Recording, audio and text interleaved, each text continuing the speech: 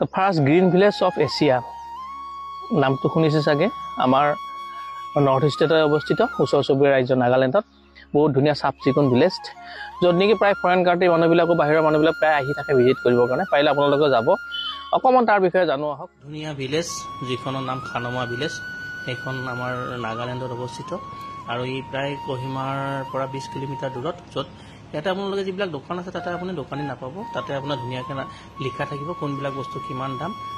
সেই অনুযায়ী আপোনালোকে ধুনীয়াকৈ পইচাটো তাতে টেমা এটা বক্স থাকিব তাতে কেছ বক্সত পইচাটো দি পেলাই আপুনি বস্তুটো উঠাই লৈ যাব পাৰিব আৰু ইয়াৰ মানুহবিলাকৰ যিটো সহজ সৰলতা অতি মানে ধুনীয়া সহজ সৰলতা তেওঁলোকে কোনো ধৰণৰ অদৰকাৰী গছ গছনিবিলাক নাকাটে বা হাণ্টিঙো নকৰে এই অনেষ্টিৰ কাৰণে এই ভিলেজখনে এছিয়ান ফাৰ্ষ্ট গ্ৰীণ ভিলেজ নাম পাইছে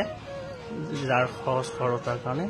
তাৰোপৰি মানুহবিলাক ধুনীয়াকৈ জীৱন যাপন কৰে তাত অৰ্গেনিকভাৱে খাদ্যবিলাক প্ৰস্তুত কৰি ধুনীয়াকৈ খায় যাৰ ফলত তেওঁলোকৰ বেমাৰ আজাৰ বহুত কম হয় আৰু ল'ৰা ছোৱালীবিলাক কি ধুনীয়াকৈ খেলি আছে তো এনেকুৱা এখন ভিলেজত আহিবৰ কাৰণে আপোনালোকে কাৰ মন যায় এবাৰ আহি যাব আৰু ধুনীয়াকৈ চাই যাব